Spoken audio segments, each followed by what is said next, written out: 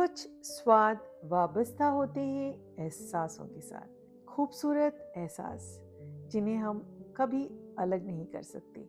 ऐसा ही एक हमारा एहसास जुड़ा है हलवे के साथ, जिसे हम बनाते हैं हर मौके पर, चाहे खुशी हो या गम।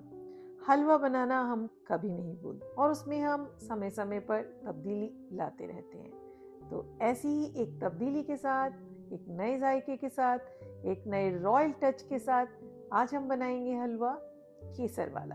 तो चलिए शुरू करते हैं बनाना। तो यहाँ मेरे पास है सूजी यानी कि सेमोलिना। तो मैंने यहाँ 1 कप सूजी का लिया है और उसे रखते हैं एक बोल में। और साथ में ही मैंने यहाँ पर लिया सेम कप में 1 कप शुगर। तो इसका जो हलवा बनाने का रेशियो होता है वो यही होता है। अगर हमने 1 कप सूजी ली है तो शुगर भी 1 कप होगी और हमें जो घी इस्तेमाल करना है वो हाफ होता है। तो मैंने यहाँ पर लिया हाफ कप घी यानी कि क्लैरिफाइड बटर। तो हमारी ये प्रिपरेशन पूरी हो चुकी है। अब यहाँ मैंने लिए हैं कुछ बादाम यानी कि आमंड्स।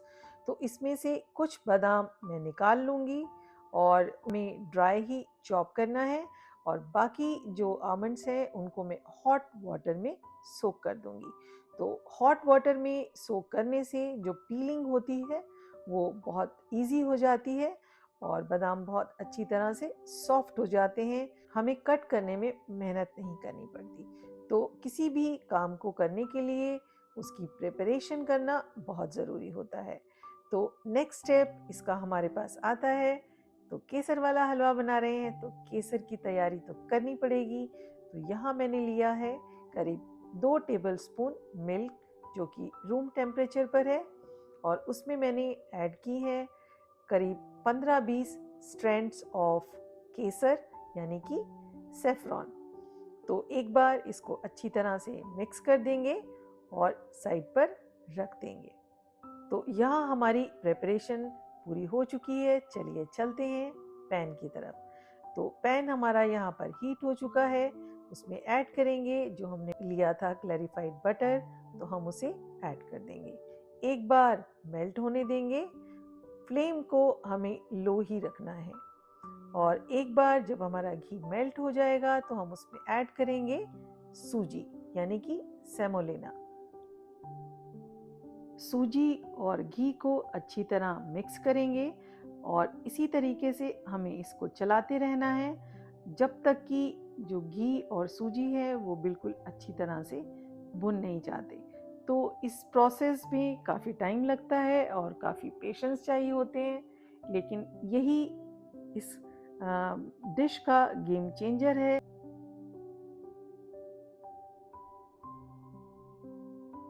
तो यहाँ पर सूजी जब तैयार होती है हम तैयार कर लेते हैं इसके लिए शुगर सिरप। तो मैंने यहाँ पर एक सॉस पैन लिया है, इसमें हम डालेंगे 3 कप पानी। 1 कप सूजी थी तो हमें 3 कप पानी का इस्तेमाल करना चाहिए, 1:3। मैंने डाला दूसरा कप, यहाँ ये गया तीसरा कप। तो मैंने यहाँ 3 कप पानी डाल दिया है। ये शुगर पहले से ही मेजरमेंट करके रख ली थी 1 कप, तो हम इसे भी डाल देंगे। सबको एक बार अच्छी तरह मिला देंगे। मैंने ली है 5-6 कार्डमम, ग्रीन कार्डमम यानी कि इलायची। तो इसे हम हल्का सा क्रश कर लेंगे और अपने शुगर सिरप में डाल देंगे। हल्का सा क्रश कर लिया है, इनको बिल्कुल पाउडर फॉर्म में नहीं लाना है। तो हम इसे ऐड कर देंगे इस सिरप में। ये देखते हैं सूजी को। वैसे सूजी जब भूनने के स्टेज पर आ जाती है, प्रॉपर्ली कुक हो जाती है, तो एक बहुत ही अच्छी खुशबू होती है, उससे हमें पता चल जाता है। अब देखिए जैसे जैसे ये भून रही है तो आप देख सकते हैं जो ऑयल है इसको ये रिलीज करना शुरू कर देगी। तो यही इसकी पहचान होती है। हालांकि अभी ये बहुत ही इनिशियल स्टेज है, हमें काफ़ी टाइम लगेगा इसे भूनने के लिए। ऐसे ही चलाते रहना है और भूनते रहना है। तो बस जिंदगी में भी यही होता है, चलते रहने, आगे बढ़ने का नाम ही लाइफ है। तो हर चीज़ किसी न किसी चीज़ से एसोसिएटेड होती है।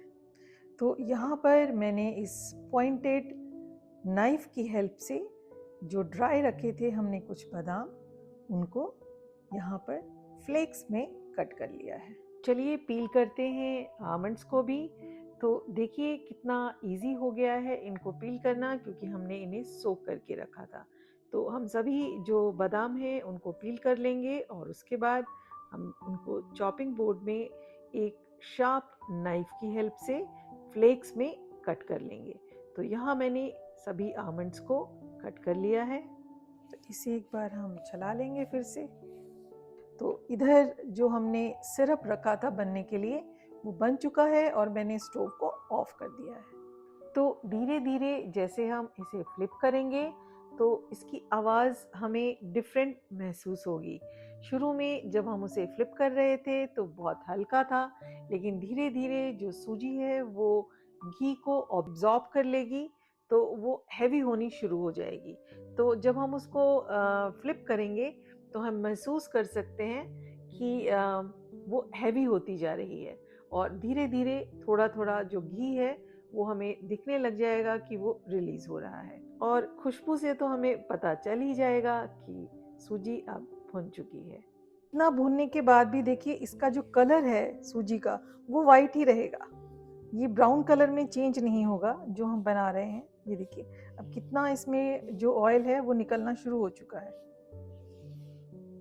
तो यहाँ पर देखिए अब बिल्कुल ये ऑयल काफ़ी निकल चुका है इसका। अभी थोड़ा और हम करेंगे, ये जितना इसको हम भूनेंगे उतना ही जो हलवा है हमारा वो ज़बरदस्त बनेगा। ये देखिए, ये अब आप देख सकते हैं इसमें घी निकलना शुरू हो गया है। स्टोव को मैंने थोड़ा सा मीडियम टू लो पे कर दिया है, पर आप देख सकते हैं बॉटम में ये जो घी है वो निकलना शुरू हो चुका है इसका। तो बस इसकी यही पहचान होती है और एक खुशबू आती है। एक जब ये तैयार हो जाता है, जब ये भुन जाता है प्रॉपर तरीके से, तो एक बहुत ही अच्छी सी, मतलब जहाँ पे भी आप इसको बना रहे हैं बहुत ही अच्छी सी खुशबू आप एक महसूस करेंगे। तो यहाँ पर फ्लिप करते समय मुझे महसूस हो रहा है कि जो सूजी है वो हैवी हो चुकी है। तो ये भी इसकी एक पहचान होती है कि सूजी जो है वो तैयार है। घी साइड से निकलना शुरू हो जाता है। तो यहाँ पर ऑलमोस्ट हमारी सूजी बनकर तैयार है। तो चलिए शुरू करते हैं नेक्स्ट प्रोसेस। तो यहाँ बहुत ही सावधानी के साथ वेरी केयरफुली हमें सिफ्ट करना है जो हमने शुगर सिरप बनाया था उसे।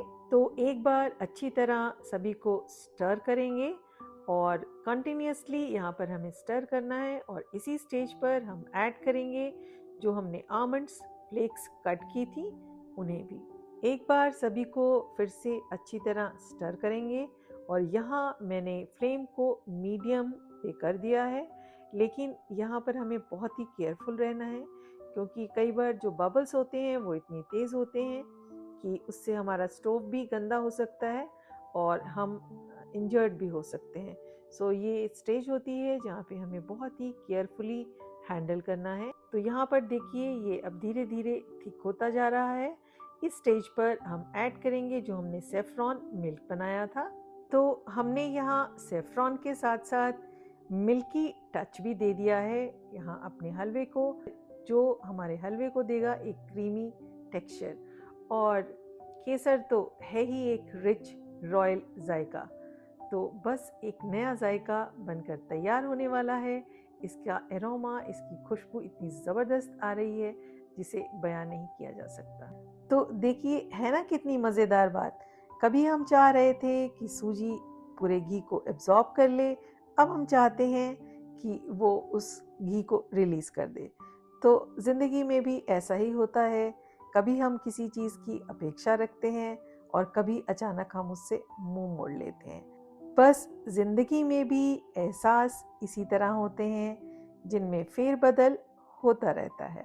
तो यहाँ मैंने स्प्रिंकल किया है कुछ चॉप्ड कैश्यूज और साथ ही जो हमने कट किए थे आमंड्स फ्लेक्स उन्हें भी स्प्रिंकल किया और थोड़ी देर के लिए कवर करके छोड़ दिया और स्टोव को मैंने यहाँ पर कर दिया है ऑफ।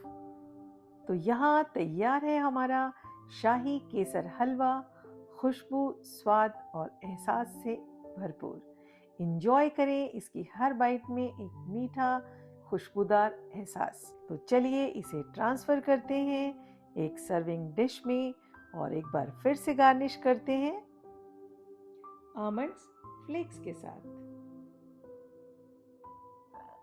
तो इंजॉय करें इस फ्लेवरफुल, रिच एंड एरोमेटिक इस शाही केसर हलवे को, जिसकी हर बाइट में है एक नया एहसास, एक नई खुशबू और भरपूर मिठास। Don't forget to let me know in the comment box कि आपको मेरा ये शाही केसर वाला हलवा कैसा लगा।